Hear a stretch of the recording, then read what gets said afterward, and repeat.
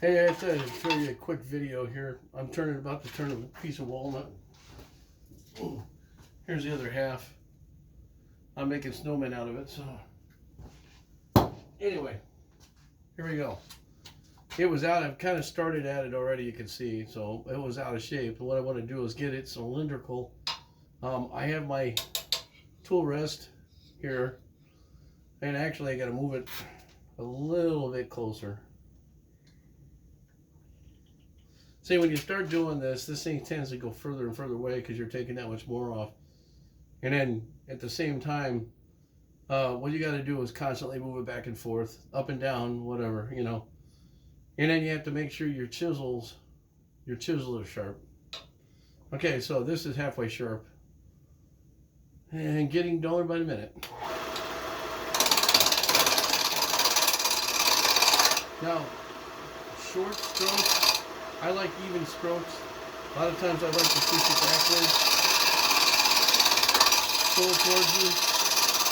Always have your hands on the rest here like this. If you have a problem with it, you know, I don't have my front piece on right now, but anyway, and my hands are cramping up. So anyway,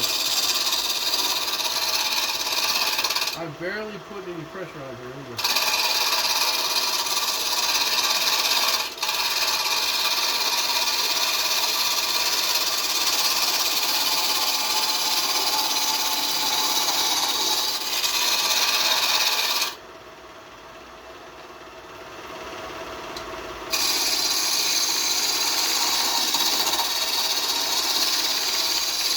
Now, I'm going to stop it and see where I'm at. You got a little bit there, still got a lot on here, and you got knots in here.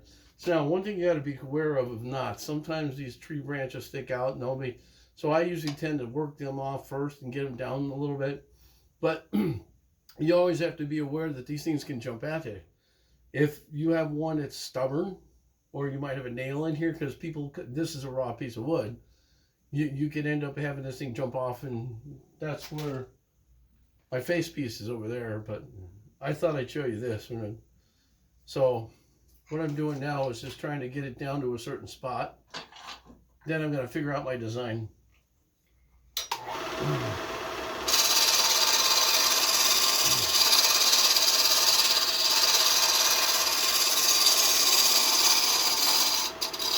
see how easy it is? It's really easy to gouge it. There's rings on here. The idea is to try and go back and smooth it out. So now I'm getting there. What I have a tendency to do, this one's a little bit, I usually have a straight piece that goes across, straight edge that I use, but I'm showing you guys this real quick. This is soft, so it's cutting really easy, plus my tool is halfway sharp. You got to be really, really careful you don't gouge it too much and put too much pressure on it, because whatever project you're turning, you could take too much off and cause it to have too many rings and grooves, and trying to sand them out and get them straight without making your project goofy is difficult. Okay. The other thing is, you also want to be safe. Now, this is not bad right now, and it's working pretty easy. You can always tell the difference between a dull tool and a sharp tool. Now, it's walnut, and I'm taking a lot out one time, so it tells me my tools are working for me.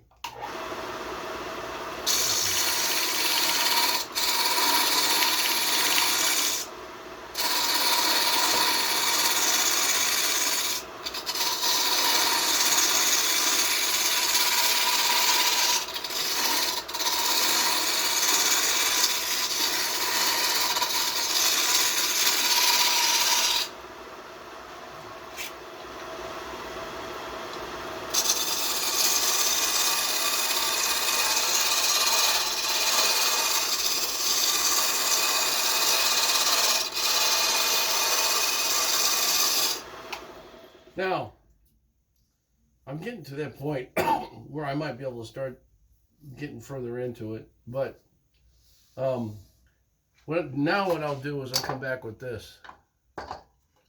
and I'll kind of go back and forth. Now, the one thing I don't have on this, I wish I did, was a bigger tool rest, because I could go this long piece with a longer tool rest, which you can get it. I just haven't. There's so many different tools you can get, adapters for this. It's insane. So.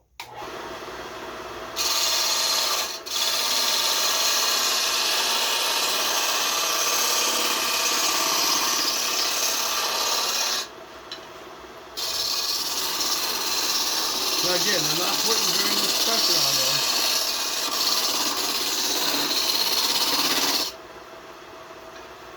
Now you can hear it jump around a little bit, but that's because there's still bark on it.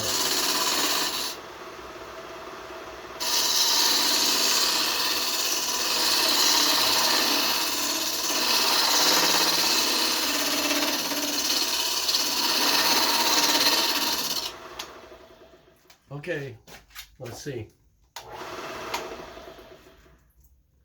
There's still a little bit of an oblong. So what I like to do, okay, this will probably be the bottom. I'd like to measure this a little bit. So my guess is about 4 inches there, probably a little bit more. See, it's, if you look at it, it looks like it looks, see how I turn this, right? It looks like it's out of whack, right? But it's not. I've got the only thing that's turned it to making it do that is this part is cut at an angle this way. So when you're looking at it, it looks like it's going, it looks like it's eyeballing, but it's not. I've got a mark on the wall back here where I just keep my eyeball on it and I go like this and I turn it on. And if I see me wobble, like egg shape, then I know that's still out of whack. Did I cut this perfect? No. When I cut it on my chop saw, no. You know, but see, what I do is I get it down to this, I take it off, and I take it to chop saw, and I level it out. So there you go. Anyway, working on this, trying to flatten this out a little bit more. I may just leave this. Now, how I want to do my snowman. Now, I have a friend of mine, she does a bigger, a 2-piece instead of a 3-piece. So this one might be, I don't know if I could do a 3-piece and make it look good. See, here's one of those mistakes. All right. Now, one guy said I can make a dovetail thing or something in here, That might be kind of cool, like a bow tie type of thing. But, I don't know. I'm still thinking of it. I might get rid of this for nothing too. So if anybody wants it, it's just raw wood. It does expand and contract. I don't know. I think it pretty much is done. But anyway, that's my 40 cents on lathe turning 101. Biggest thing I could tell you is, outside of your safety equipment, having sharp tools.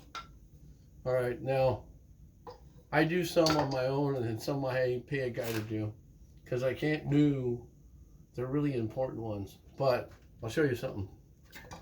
All right, this is a hook. This is for doing the inside of bowls, but it's got a carbide tip on it. You can change, and I've got extras. All right, so, and here's the straight edge. If you can get as much of these as you can, it kind of saves you with doing sharpening these, you know, because you see the angle at that. Try to sharpen that. On a grinding wheel, it's small. This doesn't happen. And here's another one.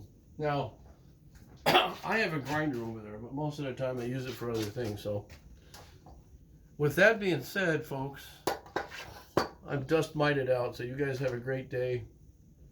Next month I'll be doing one before Christmas, and I'm hoping that I can have a Christmas project throwdown.